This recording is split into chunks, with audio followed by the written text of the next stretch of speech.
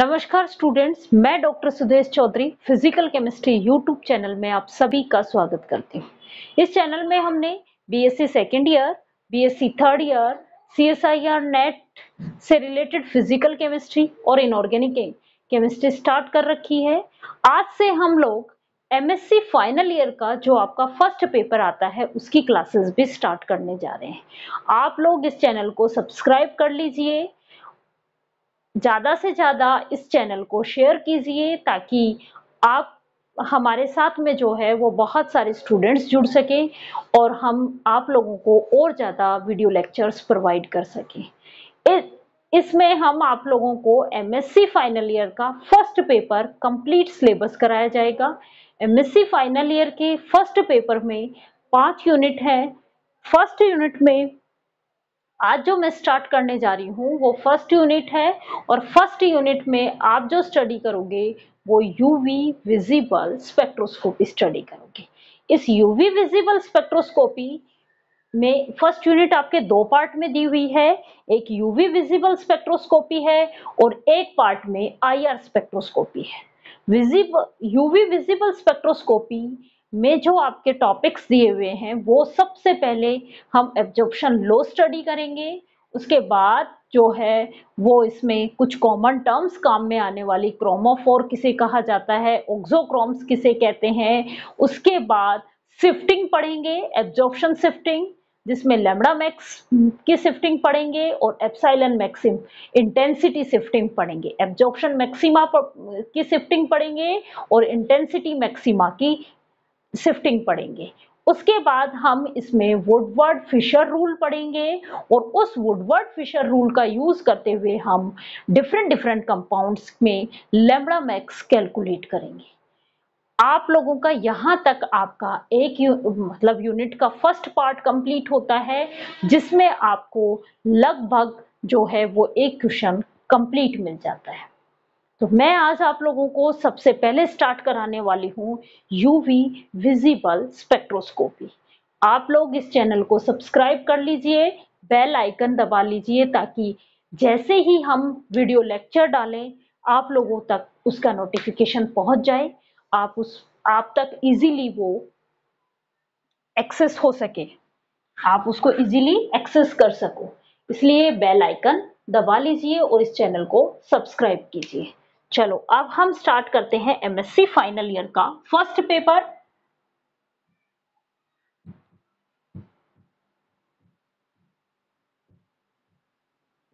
इस MSc final year के first paper का नाम, सबसे पहले मैं आपको पेपर का नाम बता देती हूँ।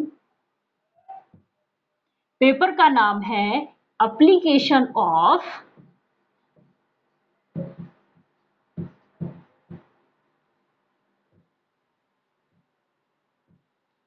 Spectroscopy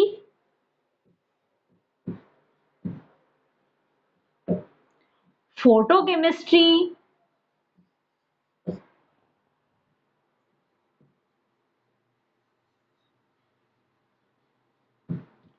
and solid state.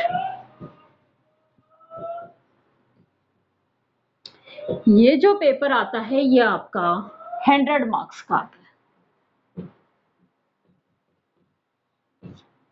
सबसे मेजर पेपर यही है 100 मार्क्स का और सबसे आसान पेपर भी यही है। ठीक है, तो अब हम इसमें जो आपका ये पेपर फर्स्ट है और इस पेपर फर्स्ट में हम जो आज स्टडी स्टार्ट करने वाले हैं वो है यूनिट फर्स्ट। यूनिट फर्स्ट के ए पार्ट स्टार्ट करने वाले हैं। उस ए पार्ट का नाम है UV visible spectroscopy.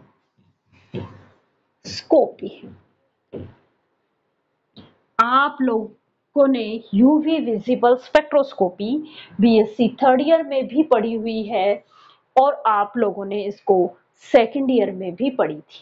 Second year में ऑर्गेनिक में पढ़ी थी और बीएससी थर्ड ईयर के अंदर आपने इसकी फिजिकल केमिस्ट्री में स्टडी की थी। चलो अब हम स्टार्ट करते हैं यूवी विजिबल स्पेक्ट्रोस्कोपी।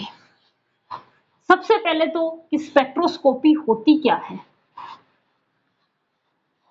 स्पेक्ट्रोस्कोपी एक इंस्ट्रूमेंटल टेक्निक है जिसका यूज हम किसी भी कंपाउंड की कंप्लीट स्टडी करने के लिए करते हैं। इसमें इस टेक्निक के अंदर सब्सटेंस पे इलेक्ट्रोमैग्नेटिक रेडिएशंस डाली जाती हैं। इलेक्ट्रोमैग्नेटिक रेडिएशंस डाली जाती हैं। ये रेडिएशंस उस सब्सटेंस के साथ इंटरेक्ट करती हैं, इंटरेक्ट विद मैटर या सब्सटेंस, और जब ये सब्सटेंस के साथ इंटरेक्ट कर लेती हैं उसके बाद हम इसका स्पेक्ट्रा लेते हैं और इस स्पेक्ट्रा का एनालिसिस किया जाता है और इस एनालिसिस के आधार पे हम इस सब्सटेंस की स्टडी करते हैं। तो ये जो टेक्निक है ये स्पेक्ट्रोस्कोपी टेक्निक कहलाती है। स्पेक्ट्रोस्कोपी एक इंस्ट्रूमेंटल टेक्निक है जिसमें सब्सटेंस के ऊपर इलेक्ट्रोमैग्नेटिक रेडिएशंस डाली जाती हैं। ये इलेक्ट्रोमैग्नेटिक रेडिएशंस उस सब्सटेंस के साथ इंटरेक्ट करती हैं और इंटरेक्ट करने के बाद इन रेडिएशंस का यदि हम स्पेक्ट्रा लेते हैं और उस स्पेक्ट्रा को एनालिसिस किया जाता है तो ये जो टेक्निक है ये स्पेक्ट्रोस्कोपी कहलाती है। अब हम इस स्पेक्ट्रोस्कोपी में हम पढ़ रहे हैं UV visible region. Electromagnetic spectra जब हम लेते हैं तो हमें ये इलेक्ट्रोमैग्नेटिक रेडिएशंस को उनकी वेव नंबर, एनर्जी या उनके फ्रीक्वेंसी के आधार पे क्लासिफाई किया गया है। और उसमें आपको एनर्जी के आधार पे यदि हम बात करें तो सबसे पहले कॉस्मिक रेज, उसके बाद गामा रेज, फिर एक्स रेज, फिर यूवी, फिर विजिबल, फिर आईआर, फिर माइक्रोवेव और फिर रेडियो वेव। इन रेस में इनको क्लासिफाई किया गया है। इन इलेक्ट्रोमैग्नेटिक रेडिएशंस को उनकी एनर्जी, वेव नंबर या उनकी फ्रीक्वेंसी के आधार पे क्लासिफाई करके एक जो रीअरेंजमेंट फॉर्म होता है उस फॉर्म को कहा जाता है इलेक्ट्रोमैग्नेटिक रेडिएशन स्पेक्ट्रा। और इस स्पेक्ट्रा के आधार पे जो हमें रेडिएशंस मिलती हैं वो मिलती हैं cosmic rays, gamma rays, X rays, UV, visible, then IR, microwave और रेडियो वेव्स। रेडियो वेव्स की जो एनर्जी है वो सबसे कम होती है और कॉस्मिक रेज की एनर्जी सबसे ज्यादा होती है। रेडियो वेव ये हायर एनर्जी के हैं और ये वेव्स जो हैं वो लोअर एनर्जी की हैं। जब एनर्जी इनकी सबसे कम है तो इनकी फ्रीक्वेंसी भी सबसे कम होगी। ये लोअर फ्रीक्वेंसी के होते हैं और ये हायर फ्रीक्वेंसी के होते हैं।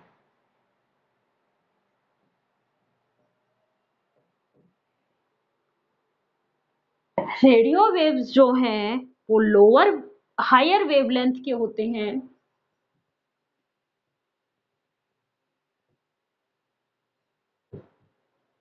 और ये जो होते हैं ये लोअर वेवलेंथ के होते हैं।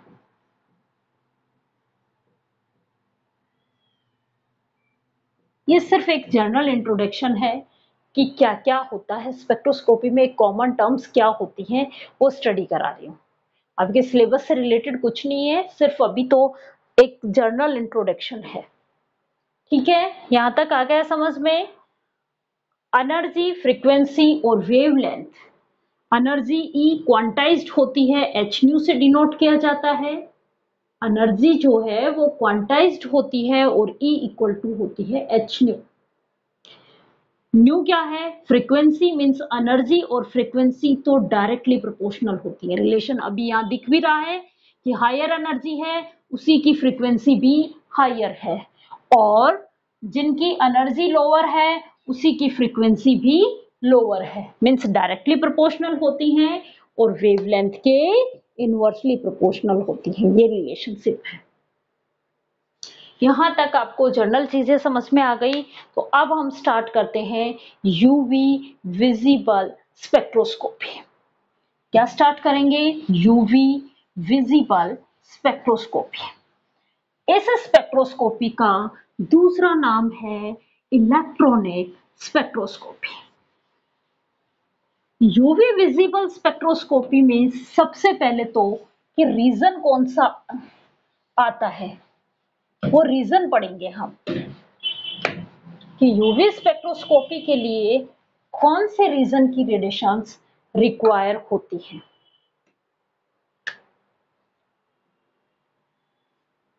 यूवी विजिबल स्पेक्ट्रोस्कोपी, इसी यूवी विजिबल स्पेक्ट्रोस्कोपी को का दूसरा नाम है इलेक्ट्रॉनिक स्पेक्ट्रोस्कोपी। इलेक्ट्रॉनिक स्पेक्ट्रोस्कोपी इसको क्यों कहा जाता है? क्योंकि यहाँ पे इलेक्ट्रॉनिक ट्रांजिशंस होते हैं। In this spectroscopy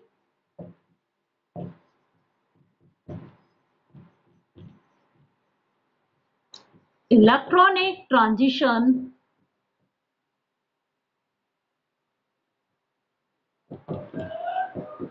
will be occur। Electronic transitions होते हैं। इसके लिए जो रीजन रिक्वायर है यूवी स्पेक्ट्रोस्कोपी के लिए, जो रीजन रिक्वायर है वो है 200 टू 800 नैनोमीटर। रीजन जो चाहिए वो है 200 से 800 नैनोमीटर। इस रीजन को 3 पार्ट में डिवाइड किया। इस रीजन को 3 पार्ट में डिवाइड किया गया।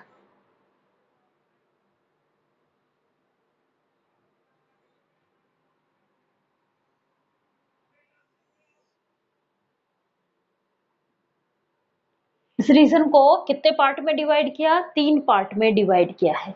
50 टू 200 नैनोमीटर का जो रीजन है 50 टू 200 nm, ये फार यूवी रीजन कहलाता है या वैक्यूम यूवी रीजन कहलाता है।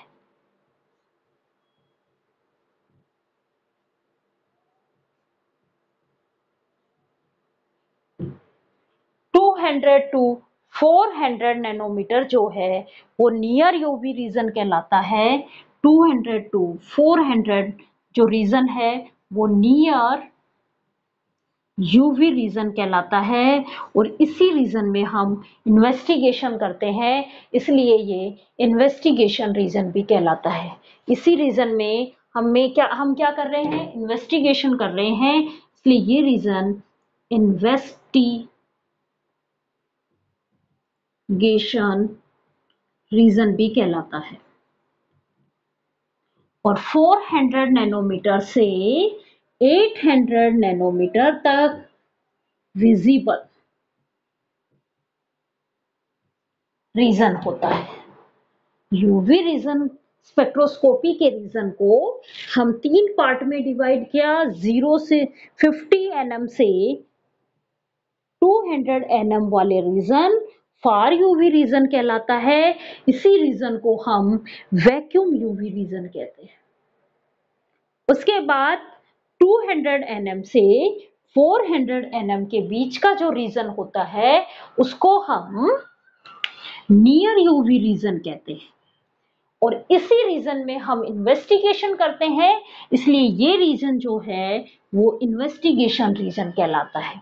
उसके बाद 400 से 800 nm वाला जो रीजन है वो विजिबल रीजन कहलाता है। इस स्पेक्ट्रोस्कोपी में ट्रांजिशंस होते हैं। क्या होंगे? ट्रांजिशंस होंगे। तो अब हम स्टडी करेंगे ट्रांजिशन इन यूवी स्पेक्ट्रोस्कोपी कि कौन कौन से टाइप के ट्रांजिशंस होते हैं। इलेक्ट्रॉनिक ट्रांजिशंस बात अभी कहा था, इलेक्ट्रॉनिक ट्रांजिशंस। तो अब हम स्टडी करेंगे इलेक्ट्रॉनिक ट्रांजिशंस के।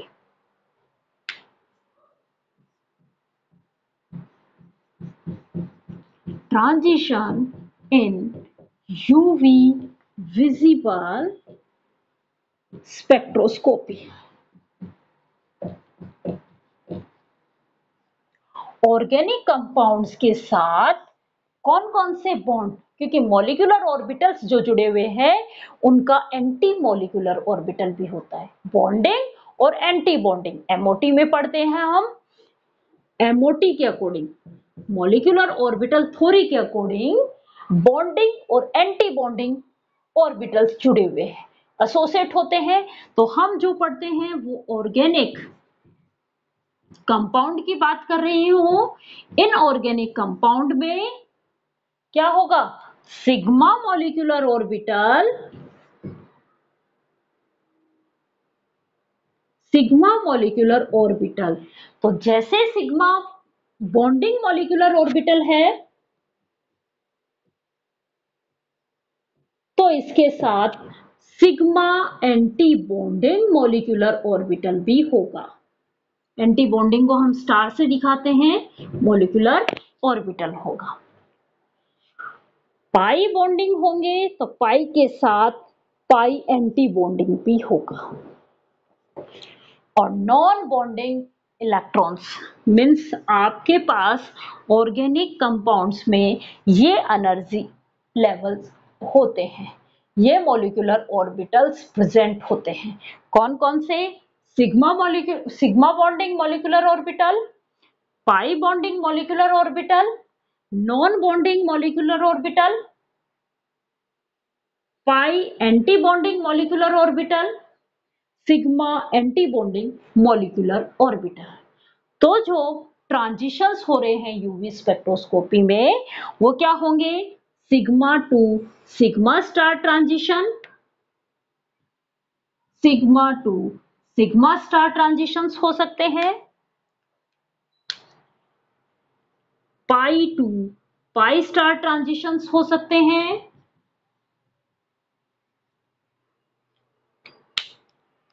N to sigma star transitions भी हो सकते हैं और n to pi star transitions भी हो सकते हैं। N to sigma star transitions और n to pi star transitions, ये ट्रांजिशंस पॉसिबल हैं। कौन कौन से ट्रांजिशंस पॉसिबल हैं? Sigma to sigma star transitions, pi to pi star transitions, n to sigma star transitions और n to pi star transitions. अब देखो इसमें ये जो होते हैं ये सिमेट्रिक अलाउड ट्रांजिशंस हैं।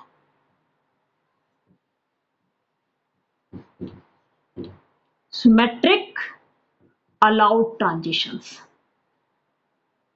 इन दोनों को मैं एक साथ लिख रही हूं। ये दोनों जो है वो है symmetric allowed transitions.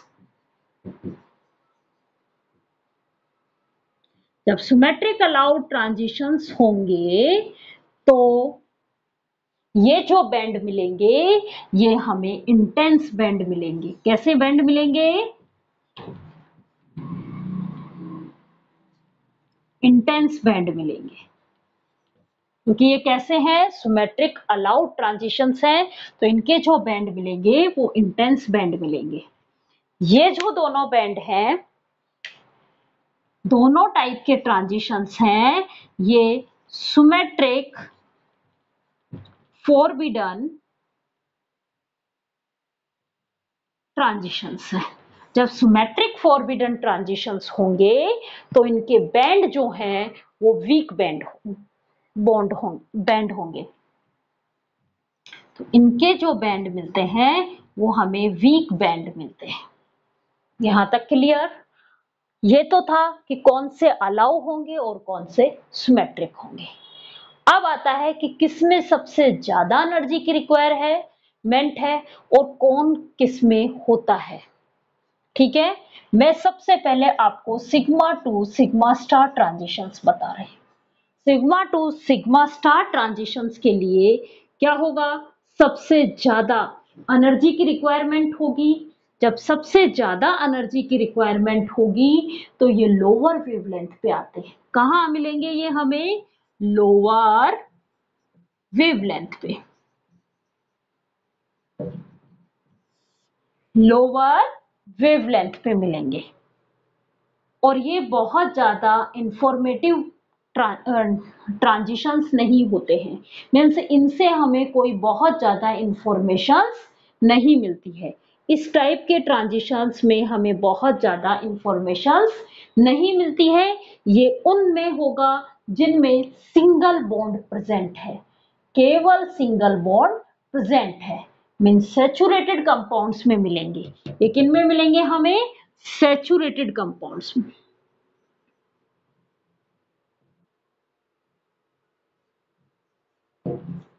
Saturated compounds में जिनमें केवल सिंगल बॉन्ड प्रेजेंट है, तो वहां पे केवल क्या होगा, sigma to sigma star transitions possible होंगे। ये बहुत ज्यादा इंफॉर्मेटिव नहीं है। ये जो ट्रांजिशंस होते हैं ये लोअर वेवलेंथ पे होते हैं, इसलिए इसमें हमें बहुत ज्यादा इंफॉर्मेशन इनसे नहीं मिल पाती हैं। इनके लिए जो एनर्जी रिक्वायर है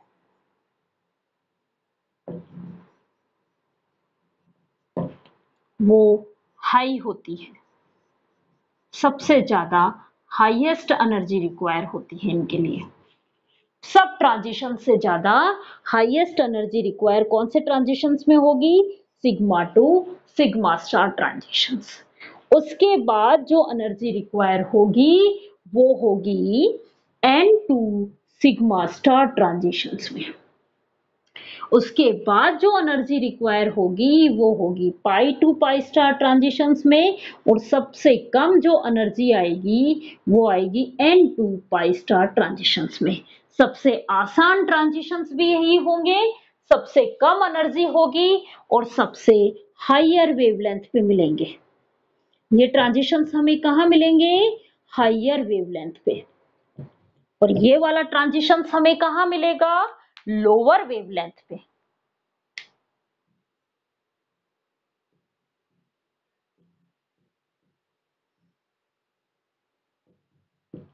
ये किन में मिलेगा, सैचुरेटेड कंपाउंड्स में। ये जो ट्रांजिशंस हैं pi to pi star transitions, ये किन में मिलेंगे, अनसैचुरेटेड कंपाउंड्स में। किन में मिलेंगे, अनसैचुरेटेड कंपाउंड्स में।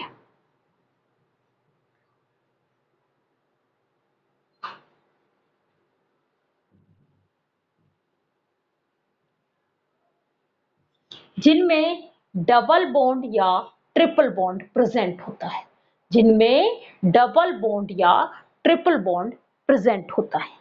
ये किन में मिलेंगे, ये saturated compounds with contain heteroatoms with lone pair। ये जो है कौन सा, N2 पाई स्टार ट्रांजिशंस। N2 पाई स्टार ट्रांजिशंस जो हमें मिलेंगे वो मिलेंगे हमें किसमें, N2 पाई स्टार ट्रांजिशंस किसमें मिलेंगे, saturated compounds with contain heteroatoms with lone pair. उनमें मिलेंगे जो सैचुरेटेड कंपाउंड है, हेटेरो एटम्स रखते हैं और लोन पेयर प्रेजेंट होता है।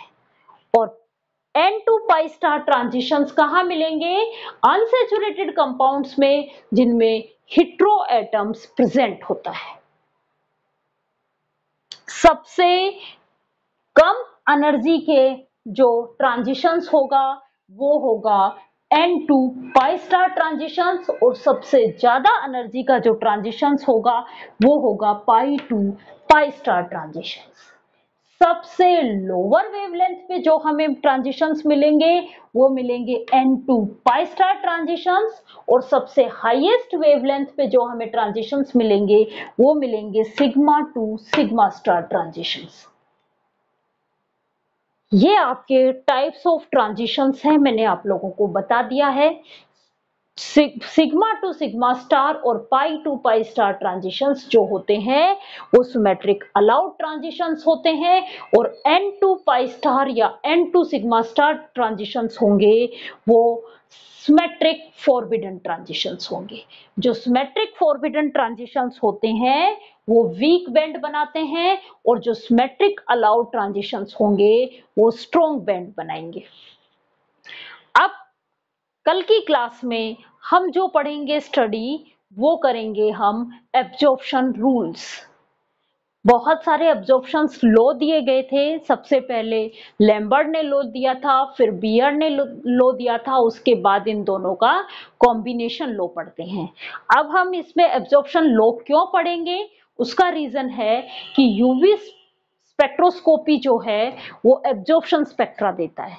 दो तरीके के स्पेक्ट्रा पढ़ते हैं हम, कौन कौन से, एमिशन स्पेक्ट्रा और एब्जॉर्प्शन स्पेक्ट्रा। अब एमिशन स्पेक्ट्रा क्या होता है और एब्जॉर्प्शन स्पेक्ट्रा क्या होता है, लास्ट टॉपिक आपको ये समझा रही हूं मैं।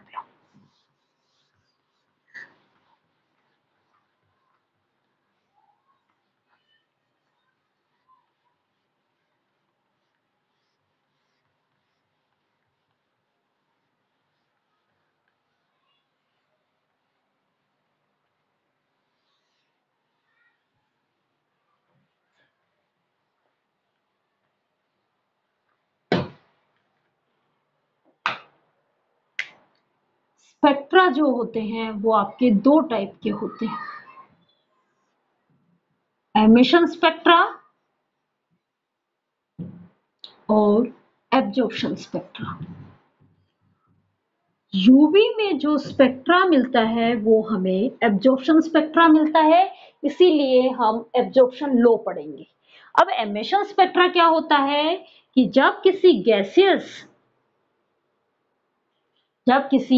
गैसियस सब्सटेंस को उसके रेड हॉट तक हीट किया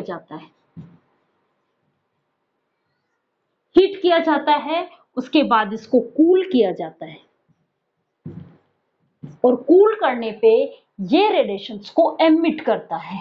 और इन जो एमिट रेडिएशंस हैं, इन एमिट रेडिएशंस का जब हम स्पेक्ट्रा लेते हैं तो उसको कहा जाता है एमिशन स्पेक्ट्रा। उसको स्पेक्ट्रा को क्या कहा जाता है, एमिशन स्पेक्ट्रा। एब्जॉर्प्शन स्पेक्ट्रा क्या है, जब किसी सब्सटेंस पे रेडिएशंस डाली जाती हैं तो ये सब्सटेंस इन रेडिएशंस को अब्सॉर्ब कर लेता है, ये सब्सटेंस इन रेडिएशंस को अब्सॉर्ब कर लेता है और रिमेनिंग रेडिएशंस को ट्रांसमिट कर देता है। इन ट्रांसमिट रेडिएशंस का जो स्पेक्ट्रा लिया जाता है उसको एब्जॉर्प्शन स्पेक्ट्रा कहते हैं। मान लो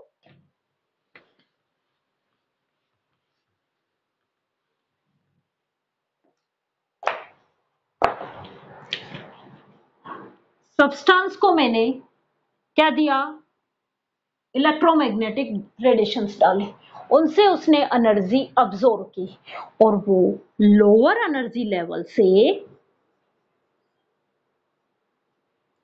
हायर एनर्जी लेवल पे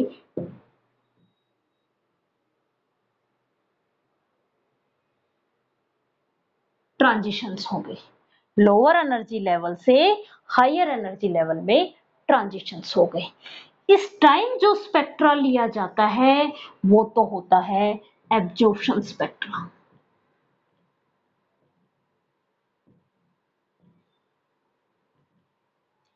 जब ये हायर एनर्जी स्टेट में चला जाता है तो ये अनस्टेबल हो जाता है।